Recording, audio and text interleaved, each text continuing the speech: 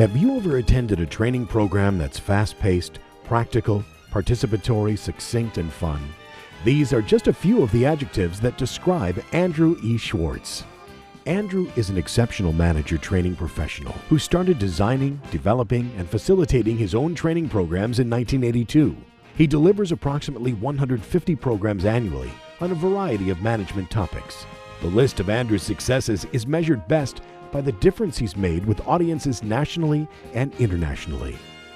To understand more about Andrew Schwartz, here's an excerpt from one of his most popular programs entitled The School for Managers. Yes is what I say to everything, instead of no, I can't do that for you. Yet with one other piece, qualifiers or negotiation pieces. I'd love to do that for you. How much do you need done on it? By when? What's the importance and what's the urgency? Is this the best use of my time? Because I have these 5 things that I'm working on as well. Which one first? How much? To whom? By when? Negotiate it. Andrew's School for Managers focuses on 8 of the major challenges facing most managers: leadership, communication, goal setting, motivation, time management, delegation, problem solving, and decision making. Now, how many of you didn't do any planning, and because you knew you had 1 minute, you got to go and get to it and run and got to do it fast, got to do it now? How many of you didn't do any planning? Just ran into the exercise, know what I need to do, have no idea where I'm going, but boy am I busy. But 2 things you could ask yourself in any given day. What am I doing this for? How am I doing? 2 purposes. Who in here has gotten to work, gone through the day, gotten home, and forgot what just happened? Like, it's all a blur. Like, right? How many of you procrastinate in here, in all honesty? How many of you are going to wait to answer that question? Let me let you cross that word out. It's one of those pet peeves of semantics that I do not appreciate, called deadline. You're dead. You didn't get there. How many of you say, I want this by, versus I need this by means when I need to take action? What if I said, Kathleen, I want this by Friday, I need it by Tuesday? That gives me a little bit of flexibility whenever possible. Now, a lot of times it's not possible, but when it is and you build this in, people start thinking actively and responsibly instead of, I need it now. I always need it now. I want it now. How many of you hear that a lot? It's important now. When are you going to use it then, is the question to counter with. Okay. Well, not until next month, but I want it now. How many of you have say, come on in all the time to people. I'm available. I'm at your disposal. So you come in 45 minutes early. How many of you come in on a weekend occasionally? How many of you stay later occasionally? You'll have 1 minute to go as far and as fast and get as much done as possible, just like each day. No pressure. This may be a life test for you, too. Any questions? Pumped? Go, or go again. And I'm purposely going to do this. Hi, Paul, how's it going? Fine, how are you? Yeah, can we talk about this while you're doing something new, complex, first time, and you want to say, get the heck lost, right? Right. Fantastic. Hi, Julie, good morning. Good morning. Gee, let me tell you about my weekend. Julie, you're not listening. No. Does this go on at work? Lifetime goals. How many of you want to do something before you die? Nice kind of upbeat question. What are they? Can I hear a few of your aspirations, dreams, hopes, and wishes at this point? I had a woman who was in their 60s that was in this program. Grandmother, and her lifetime goal was to ride a motorcycle cross country. She had all the rationales and excuses like, I can't because I have responsibilities, my grandchildren would kill me, let alone my children and my husband. They wouldn't let me do it. I asked her a simple question. I said, how do you know that? She said, I don't. This is what I think would happen. I said, why don't you ask at least your husband his thoughts? Make a long story short, she found out that everybody thought it was a cool idea. They actually wanted to do it as a family. The person she was sitting next to in the program, which is why there were no surprises sometimes, had a relative that owned a Harley shop.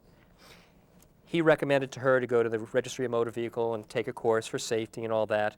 I heard from her 2 years later that they had planned and were going on a 2-week cross-country trip as a family on motorcycles. Okay. It was just a dream to start. She had her lifetime dream, and this was something she wanted to do. Easy. Now, a lot of it is strategy, and a lot of it is just getting over that it can't be done. because I believe 98% of everything like time management and systems and structures and goals and objectives and all these dreams and aspirations can happen. Those who have sent their employees to this training program are amazed by the results they see when employees return to the office. The effects are immediate and long-lasting, as participants themselves report. Andrew Schwartz makes me enthusiastic about being a manager. He's given me tools and skills that I could use every day in my job to motivate my employees and communicate more effectively, and to help my employees move up in the organization and to help myself. I like Andrew's style because it's nice to be involved in a setting where you get to do interactive things. I actually was a teacher for a while, and I know that there's nothing worse than having somebody stand in front of you and lecture for 4 hours. This is the first multi-day seminar that I've been to, which is more for training purposes. And I think it's great for all different management styles, upcoming managers, and people who have been managers for quite some time. Andrew's expertise extends even further with an extensive list of programs. As an accomplished author, he has developed audio and print programs, university extension courses used by over 100 colleges and universities worldwide. His books and training materials have been published and translated into many languages by publishers such as the American Management Association, Barron's Educational Resources, the Smaller Business Association, Whole Person Associates, Business Advantage, Ready Set Present, Trainers Warehouse, HRD Press, and Random House. His information regarding management and training has appeared in publications worldwide. Publications such as Executive Excellence, The Director, Training, The Wall Street Journal, Entrepreneur Magazine, Data Training, Training News, Management Solutions, Trainers Workshop, Training Tools, The Meeting Manager, Entrepreneurial Excellence, Managing, The Nonprofit News, News Track Executive Tape Service, Tools of the Trade, the CPA Journal, Management News, Tips for Managing, Management Digest, the Boston Business Journal, the Boston Globe, the Boston Herald, Business Worcester, and also numerous appearances on TV and radio. His knowledge and real-world experience is evident by the impact he's had in working with virtually every level of managers, employees represented by a multitude of industries. Companies and participants whom he has worked with are represented from the following.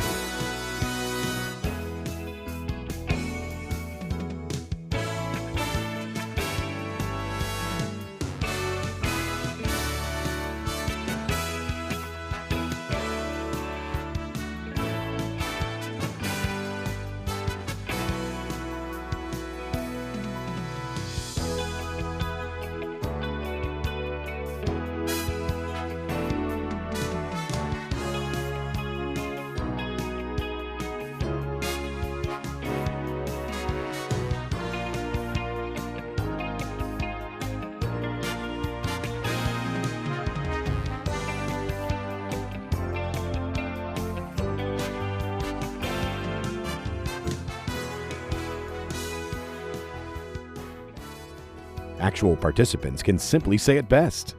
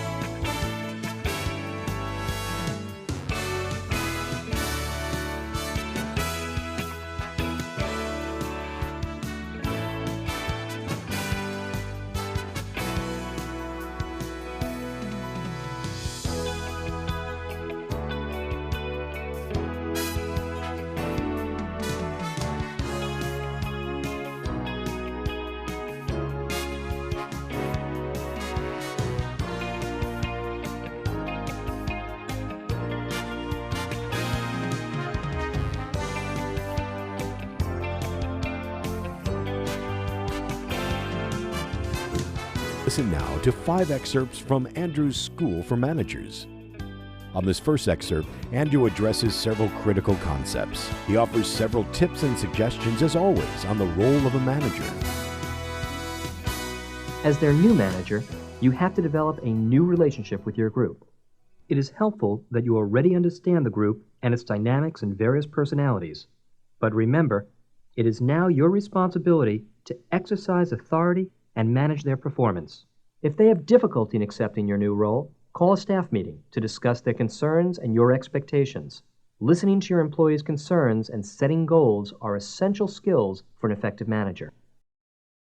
The reality, though, is that people want to understand and they want to be involved. That is why the participatory style of supervision has proven more effective than the authoritative style.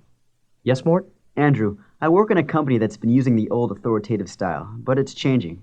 How can I help people break out of this way of thinking? You can begin by showing your employees that they can have a say about things that affect them. This means giving them more control over their work and giving up some of your own power and your own control. Discuss your expectations with your employees and check to see that both sides are in agreement. Lack of agreement on the nature and scope of tasks can cause poor supervisor-employee relations. Make an effort towards joint, cooperative decision-making. Delegate important jobs you are sure your employees can handle well. This shows that you see them as trustworthy and that you respect them and their skills. It would be great to have high-quality decisions carried out well and willingly. Having employees participate in decision-making can produce these results. By involving employees in the decision-making process, you end up building trust and gaining influence. Although there are times when you must be authoritative. Be careful not to get caught up in using just one style. I'm a little confused. Isn't there one management style that works best? No. It's far more complicated than that. Frequently, I use the metaphor, as I have, of the toolbox approach to describe an effective leader's skill in choosing the right style at the right time in a given situation. To be a successful leader, a manager must appropriately combine three major abilities: technical, human, and conceptual. Could you explain these abilities a little more? Certainly. Being technically competent means having the ability to work on methods, processes, procedures, and techniques. Being humanly competent means having the ability to work effectively with people. And being conceptually competent means having the ability to view the organization as a whole, dealing with abstractions, developing ideas, and seeing cause and effects. It is important for you and every manager to develop a style of supervision to help in your role of interactions and people management. It is also imperative to realize that there is more than one way to supervise people. Now listen to one of Andrew's stories on the foundation of management: communication. Communication plays a vital role in the success of every organization. Research shows that a major portion of any organization's problems are caused by poor communication, while an even greater part of an organization's progress and success stems from good communication. Communication is an exchange of information between a sender and a receiver. Sounds easy enough, right? However, complexities arise in the communication process because of the way this information is given and received. The sender is responsible for presenting information in a way that is easily understood by the receiver. That means communicating in a clear, well-organized manner, which isn't as easy as it seems. Different people learn in different ways. But aren't they learning the same thing? Yes, yet there is a perfect example of a brilliant person who just couldn't understand some written instructions due to her learning style. When I was at the Massachusetts Institute for Technology, computers were just hitting people's desks. I got a call from the provost's office. A brilliant woman who was following the computer's user's guide said, "Andrew, I have a problem. I just plugged in the mouse and it's not working." She said she was holding her mouse on a flat surface and watching it move around on the terminal screen. She never worked with a computer before, and there were no pictures in the instructions. She interpreted what she read literally. When she read, "Use the mouse to move the cursor around in the screen," that's what she tried to do. She was just following the instructions. Do you see the problem? She was moving her mouse on a flat surface, but the flat surface just happened to be her computer screen and not a mouse pad. Here, Andrew continues to challenge his audience, asking participants to focus on goal setting. Managers working with Andrew frequently realize that goal setting is often quite challenging, even for the more experienced manager. What I would like all of you to do now is write a goal that is easy enough for a 10-year-old to understand. Has everyone written down a goal? You need to break down goals into specifics. Let me give you 4 guidelines for setting goals. Number 1. Goals must be quantifiable. Use numbers and facts whenever possible. For certain tasks, your goals may not be able to be put into such measurable terms, although you might try to reduce each goal to its most quantifiable form. Number 2. Goals must be specific. Leave no stone unturned or question unanswered. Number 3. Goals must be realistic. Once you get to know each of your employees, you will know what each is capable of and set each goal accordingly. And number 4. Goals must be challenging. If a goal is attained too easily, no satisfaction will be felt upon its completion. However, it need not be overwhelming or impossible to complete either. Finding a happy medium is the key. For goal setting to be a powerful managerial tool, you must know the capabilities of your employees. By setting reasonable and attainable goals with each employee, you will build strong relationships between you and the lower levels of your organization.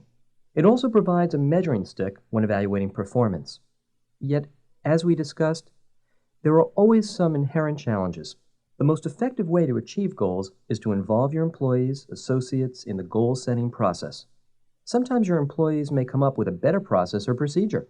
If you spend more time leading, talking with, and involving your employees rather than dictating, your ideas might sound less threatening to them. As a manager, you are still responsible for the results. Andrew now focuses upon one of his most requested topics, delegating effectively to others. Hear him share several structured points for you to consider and decide how well you delegate. Delegating parts of your workload to employees furnishes you with an important benefit. It provides flexibility in your job.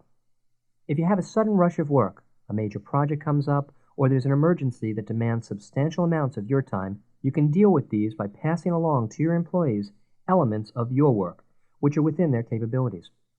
I am not talking about dumping off work to other people. You have to learn when it is more effective to delegate a task and when you keep it for yourself. I view delegation as a contract. This contract says to the employee, I am offering you a task. If you choose to accept it, you will be held accountable for it.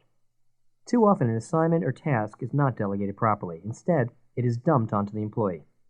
As a manager, you must differentiate between managing people and managing the task. People are the employees and associates you are leading that accomplish the work. Tasks are the work itself that you are accomplishing. The person you delegate a task to needs to feel that he or she owns a piece of the task and is therefore responsible for it. Of course, however, the ultimate responsibility for the task is yours as the manager. Realize the investment you make and the strategies that you use in cultivating your employees and associates plays an enormous role in your success and sanity. Deciding which of your tasks to delegate is a common dilemma among managers. Remember that there are 3 essential components to successful delegation. 1. Proper assignment of duties. 2. Granting authority to perform. And 3. Creating a climate of responsibility. Unless all 3 are achieved, the delegation process will more than likely fail. It all starts by deciding when it's appropriate to delegate. To make your decision easier, clarify the parameters of the delegation for yourself by considering and answering these 3 questions. 1. What is the purpose of the delegation? Is it to decrease my workload, develop an employee, or to complete a project early? 2. Do I delegate this task? Knowing the purpose of the assignment to that particular employee helps in determining whether or not to delegate a task. 3. What exactly do I want done? Specify the scope of the assignment. Thinking along these lines will not only aid in your decision, it will also help you explain the assignment more clearly to your employees and associates. Divide your workload into 3 categories. 1. Tasks you can delegate. 2. Tasks you can delegate during a crisis. And 3. Tasks you cannot delegate. After you have gone through this process and divided your workload, these are the 3 tasks that can typically be delegated. 1. Routine jobs such as fact gathering, standard departmental procedures, and clerical assignments. 2. Thinking and judgment jobs such as problem solving, reports, planning, supervision, and screening resumes. And 3. People-related jobs such as meetings, interactions with other departments, and training. All of these can be successfully delegated. It's important for you to choose the right individual for each job. You also have to decide how much supervision to give your employees. Too much, and they may feel over control.